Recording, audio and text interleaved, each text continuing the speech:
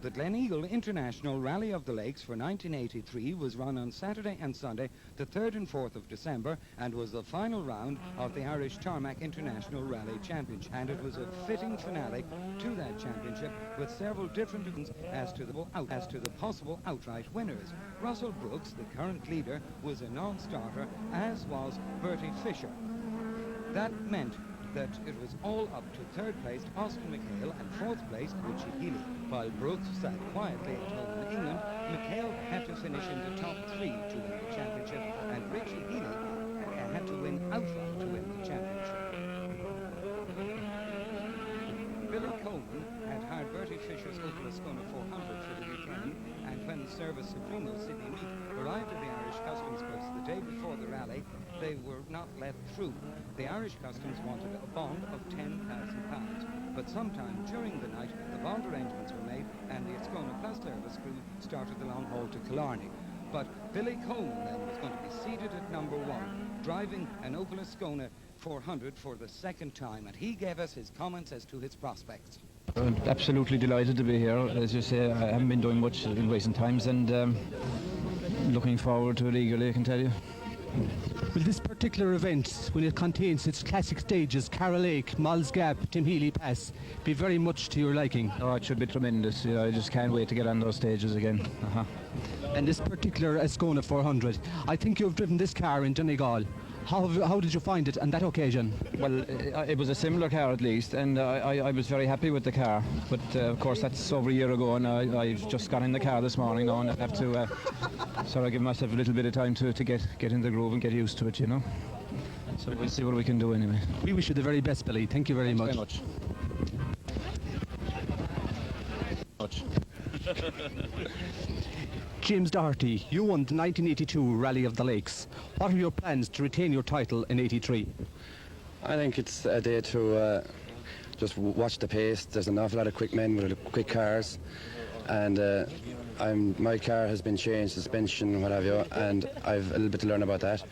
I haven't been driving for 6 months, so you know I have a lot of work to do to get into a competitive situation. So I'll do my own thing for a few stages and see what the pace is like. And if I think I can pick it up to their pace, fair enough, I'll have a go. With its classic stages as Moll's Gap, Ballochbema, Carrignavar Lake, to name but a few, are you really looking forward to the event? I really am looking forward to it, because the territory is definitely world class. It's been said it's world class, and it is. And if the rain stays away, we're going to have a ball today. No question about it. Thanks very much for talking to us, James. Thank you.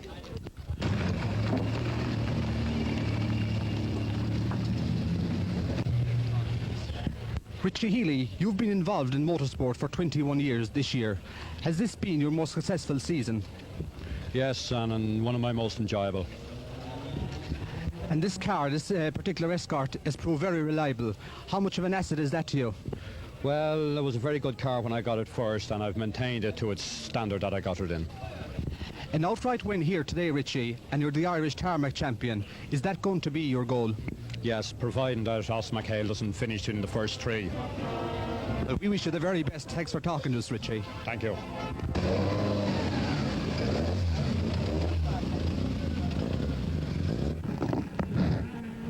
Moll's Gap, that classic stage, was the first stage of the Gleneagle International Rally for 1983, and Billy Coleman was first through in car number 1. He in turn was followed by the Chevette of last year's winner, James Doherty. Championship contender Richie Healy going through now with the Escort. He in turn was followed by Dublin motorcycle dealer Brendan Fagan with the Chevette. Phil Collins, another welcome visitor from the UK, with his Opel Manta. That man trying very hard to take the Irish Championship, Austin McHale with the Chevette. Bill Connolly now from Gord's Bridge in County Kilkenny. And now Donny Keating making a welcome return to rallying in the Little Sunbeam. Ken Lyons, the very fast Limerick man with his Escort.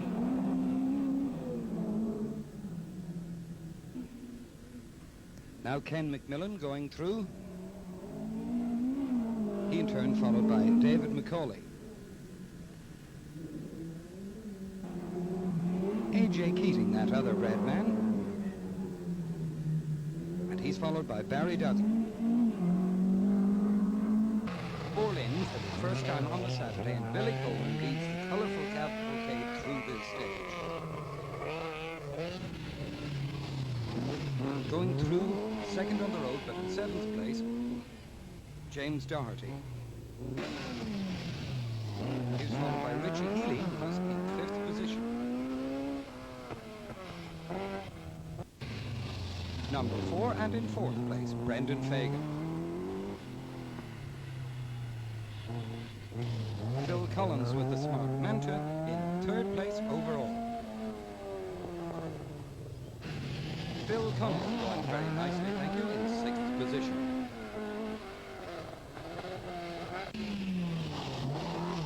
Tony Keating, the Tipperary man, was in 7th place at this point. Ken Lyons, 9th with the escort.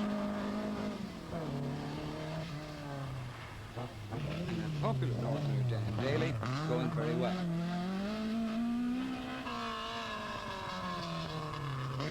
Ken McMillan making a welcome return to the deep south.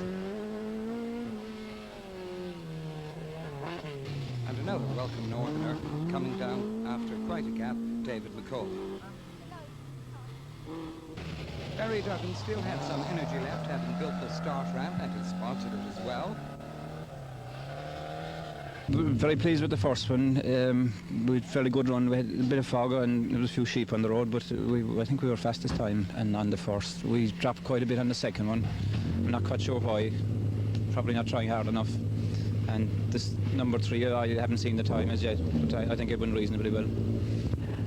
Ken Lyons, has this Kerry rain over these first 4 stages caused you any problems? No, I'd say the Kerry rain has helped me over the first. As you know, my car isn't quite up to the power of some of the other cars, and it puts its power better to the road in wet conditions, provided you have the right rubber. And I think that... Alan Poole, you had a very spectacular moment on the 2nd stage. Can you tell us what happened? Yes, we came along a little bit too quick, took the 90 right, a little bit slippy, and we put the power on, the back end came down, and we landed up in the ditch on our side. But thanks to the spectators, we lost just only 2 minutes, which was tremendous. And you've no car damage after that incident? None at all, apart from we've damaged a chrome strip on the side, which is terrible. Well, we hope that your luck holds out. Thank you, Alan. Right, thanks very much. Stage 5, all in for the 2nd time, and this is a good opportunity to look at the leaderboard because there have been quite a few changes. Billy Coleman leading by 50 seconds now from Phil Collins. In 3rd place was Richie Healy with the escort, and 4th, Bill Connolly and Tom Meany. Then he was followed in 5th place by Ken Lyons, while in 6th was Tony Keating. In 7th place was Austin McHale, while in 8th place was James Doherty. Bernard O'Brien retired on stage 3 with a broken limited slip mounting plate, and Fagan also retired on stage 4. Other trouble in stage 4 happened to Austin McHale. He went off on the stage, damaged the car, but it was repaired in service and is now in 7th position.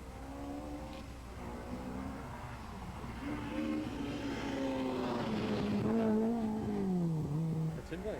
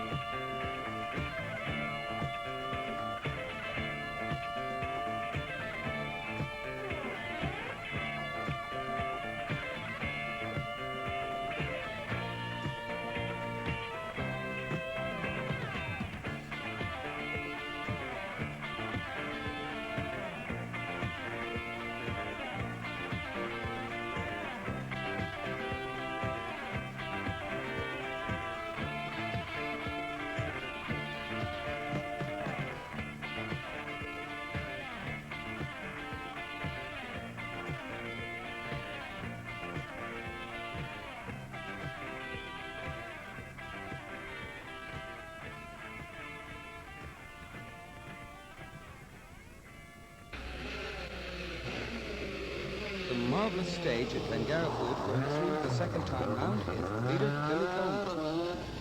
You'll be seeing Richie Healy now for the last time because he was to slip off on the next stage and go out of the rally. And another retirement at this point was Ken Lyons. Phil Collins has just gone through, and he in turn is followed by Doherty. Oscar McHale going through now, fighting his way back, and Phil Collins. AJ Keating going well, but another Keating who is to go out of the rally is Donny, number 7, and also going out of the rally at this point, Pat Murphy and John Lee from Killarney. Dave McCauley going through, followed by Pat White, really putting up a terrific performance, followed by Donny Horan. Barry Duggan, all lit up and going nicely. Alan Poole keeping it between the ditches this time. He's followed by the Scotsman Ian Donaldson and then Mick Kremlin. It's Saturday night. You're in second place overall. Are you going to settle for that second place, or will you have a go at catching Billy? I think we've settled for second place since lunchtime today. I mean, we've got Billy Coleman up front, and we mustn't forget that Billy used to be a Ford Works driver. As I said just now, he's either you've got it or you haven't, and I think Billy Coleman is definitely one of those that has got it, and regardless of his lack of practice, he's obviously going very, very well. In the dark now, oh, no way, he was taking a lot of time out of us through there, but very, very fast stages, and without the knowledge of the stages, you haven't got a hope of competing with Billy. No, we'll be very, very happy with second place to Billy Coleman, thank you. We're very... Saturday night, Austin, you're having mechanical problems. Just how serious are they? Well, we have a head gasket gone, well, since about the fourth stage today. So we've been taking it fairly handy. We keep the revs down to about 5,000 revs, and I've been doing that. So it goes for about 8 miles, but then it starts getting very hot after that. So we're hoping that tomorrow, I think the stage are a little bit shorter, and we'll try to get to the finish tomorrow. Austin McHale, seen here on Mowles Gap on Sunday morning, has other things in his mind. Lying in third place in the rally, and all he has to do is to finish this day's rally and get the Irish Tarmac Rally Championship. But terrific pressure on the young Dubliner, and very, very anxious to do well. Phil Collins lying in his second place in the rally. When he came to the car before this stage, it had been perfect the night before and was making horrible noises going up Mowles Gap, and he was really very worried and rather annoyed. James Doherty going through very well, last year's winner, as we've mentioned more than once. He is trying out on this rally new Dunlop tires and compounds. But what about Pat White, the Navan man, going so well in the Escort? He'd really been the talking point overnight in the whole of Killarney, and he really put up a terrific performance. Barry Duggan, the young man from Mill Street, another man from Mill Street, really going well, and he's been putting up some marvellous performances lately, in very close company with David McCauley, going very well. But what about Martin Grandin, seated at number 36, and once again well up the field in the unusual little Fiat Ritbo? Very much on home ground, of course, Billy Daly, the local VW agent, and he's in close company on this occasion with Mick Kremlin.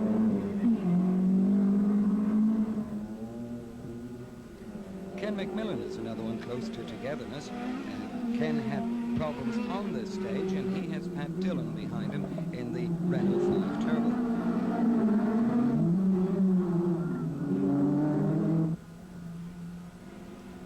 Sean Kelleher going well and enjoying himself, and he's been closely followed by Ian Donaldson, the Scotsman, getting used to one of the most famous stages in Europe, Mowles Gap.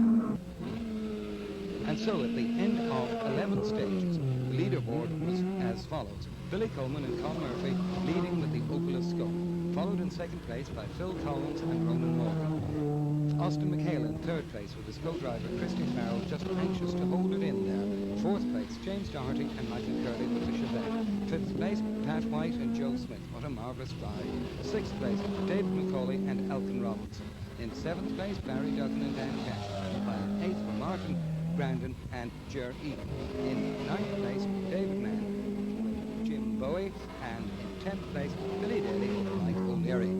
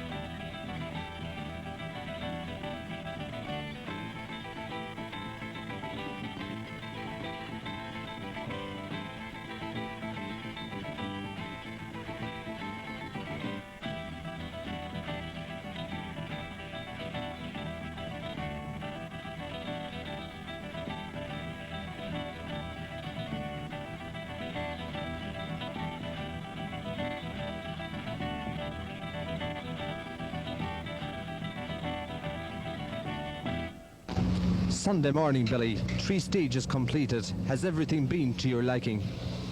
Well, we've increased the lead to about 2.5 minutes, although on the second last stage Phil Collins pulled back quite a bit of time, I think half a minute from us, so I think it's still 2.5, so not too much room for error, I'd say, or for mechanical problems, but comfortable. Meek, you're responsible for the preparation of Billy's car. Does his lead of approximately 2 minutes surprise you at all? Well, not really. It's something that we would have hoped for, but in my opinion, it's a very good position to be in, considering Billy hasn't been driving for, 2 years now. So, no, it doesn't surprise me, but it is good. And the car has gone like a dream all the weekend. Yeah, well, we don't like saying that, you know. Usually when we say something like that, something happens, but so far it has proved reliable. We keep our fingers crossed that everything will be okay at the finish. Thanks, Sydney. Okay, thank you.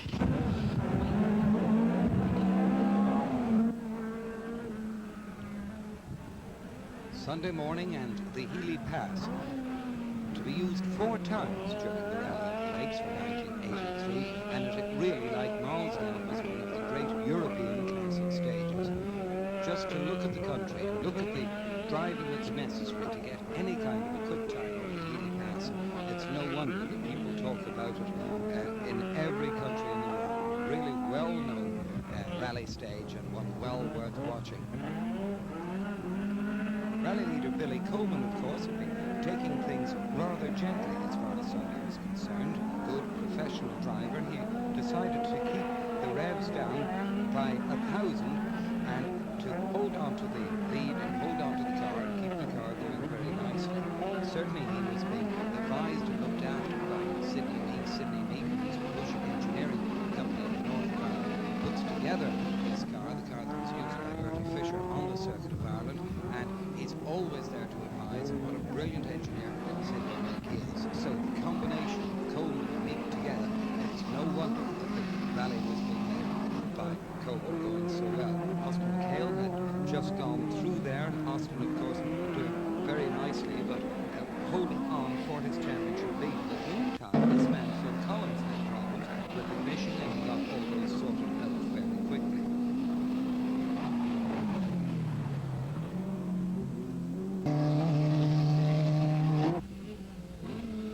So it's Cott's Head, second time round, and Billy Coleman going on to the lead. Austin McHale in 3rd place, number 5, followed by the 2nd place man, Phil Collins. He turns, followed by James Doherty, and he's followed by Pat White. Then we have David Macaulay with that light on the top. Then Barry Duggan going through, and he's followed by Martin Grandin. Local man Billy Daly now, and Mick Cremin goes through. Dennis Cronin now, followed by Lawrence Gibson from Belfast. David Mann. Pat Dillon and Ian Donaldson.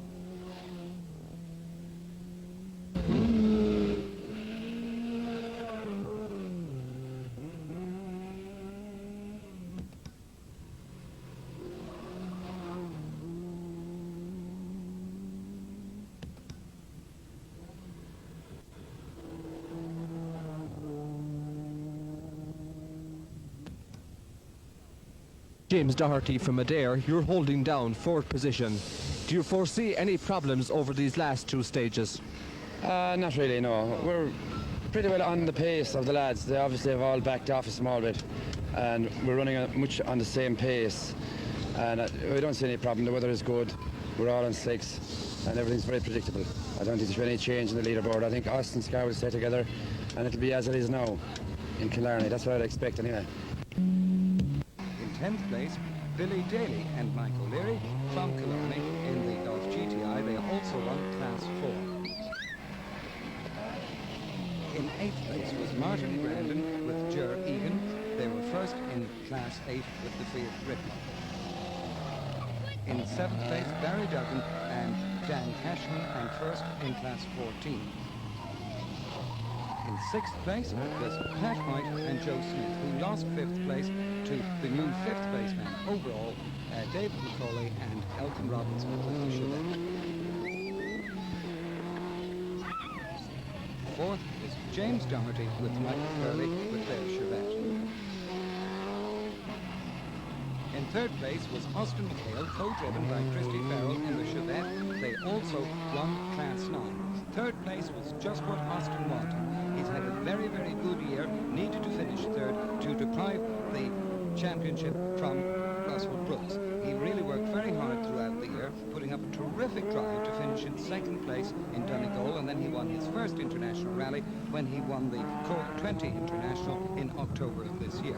Christy Farrell, his co-driver, did in fact win the Tarmac Championship in 1982 when he was co-driving with John Coyne. But certainly the pressure has really been on Austin. He's worked very, very hard throughout the year, and particularly for this rally.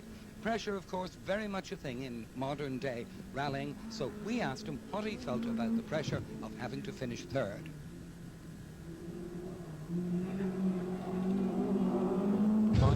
The pressure wasn't really great. I mean, our biggest problem was to try and get the car to the finish. We have a blown head gasket, as I said there earlier, since the 4th stage yesterday, and it meant taking the car very easy and make sure it didn't overheat to try and get it to the finish. 1983, I'm sure, holds very fond memories for you. How will you look back in the year? Any event in particular that stands out? Probably the best round of the championship that we've done that I enjoyed most was Donegal, even though we didn't win it. It was very enjoyable. Cork was very enjoyable as well, we won that, but I think Donegal really stands out as the best event this year. Because actually, the league rally here in Killarney has been very good as well. We're very happy to have clinched the championship here. And what about 84? We do not know what we're doing for 84, but we hope to have something organised. Maybe we can get some sponsor behind us, or that if we can, if possible, taking off a lot of the pressure off us. Nice talking to you, Austin. Thank you. Thank you. In 2nd place was Phil Collins, co-driven by Ronan Morgan with the Opel Manta. Phil Collins has been rallying very successfully in the UK this year in his Skonas, as well as this beautifully turned out Manta. He really enjoys tarmac rallying, and he had a very good map man with him, with Ronan Morgan of Dublin. He tried very, very hard and really enjoyed himself, and he really gets out and about on the tarmac. On the other hand, we knew that he enjoyed himself overall, and we asked how much. Oh, I thoroughly enjoyed it. Superb event. The timing's been great. The weather's been fine. The first time I've known it not rain in Killarney. In fact, I only brought 2 slicks to the event because I thought, well, there's no way that it's not going to be raining over there. We've been running the slicks this morning and it's definitely better. But there we go. You know, very, very pleased with the result. Excellent. I mean, to be second to Billy, we're very, very pleased with that. Okay, Austin and all the other boys had their problems, but we hung in there and it's tremendous. Great. And will you include many more Irish tarmac events in your schedule for next year? Yes, I think so. We'll be getting over here when we can, but we're committed to the Autosport Championship next year, and I'd like to get out to Europe and do 1 or 2 events next year. So it just depends on the program, really. But we'll certainly be try and get back here for this event next year. We've twice we finished and twice we finished second, so we'd like to just break that little jinx, you know, just once. Thanks very much, Phil. Okay, thank you. And the winner of the Gleneagle International Rally of the Lakes 1983 was Billy Coleman, co-driven by Tom Murphy in Opel Ascona. They also won the Class 7. He won the Circuit of Ireland Trucks. In the past, he won the British Rally Championship, as well as finishing 3rd in Europe. His professionalism was absolutely superb, and a lot of people for now starting, and from start to finish he has led the event, and well, I think it did, and considering that I haven't driven competitively for quite a while, I'm absolutely over the moon about the whole thing. So I couldn't be happier, really. The car went perfectly. It's just a fabulous event. And can we look forward to seeing more of Billy Coleman in 1984? Well, I certainly hope so, and that we could keep up a winning streak now that we've begun here. So hopefully we'll be out next year. I hope you will, Billy. Thank you. Thanks for that. At the end of the event, congratulations must go to Billy Coleman on winning the Killarney International Rally of the Lakes. Also to Austin McHale for winning the Irish International Tarmac Championship. Congratulations also must go to Clerk of the Course Mike Marshall and all his helpers from the Killarney and District Motor Club. The overall sponsors, the and Eagle Hotel Killarney, and all the stage sponsors. This is the last club of the 1983 Irish Rally season from Cork Radio Services. We would like to thank all the clubs and drivers who have helped us throughout the year. Our thanks go to Brian and Liz Patterson for all the information. We're also grateful to our crews and all the drivers. From our director of programming, this is Robert Ruckles, the voice of Irish Motorsport, asking you to watch out for details of the great rally films to come during 1983.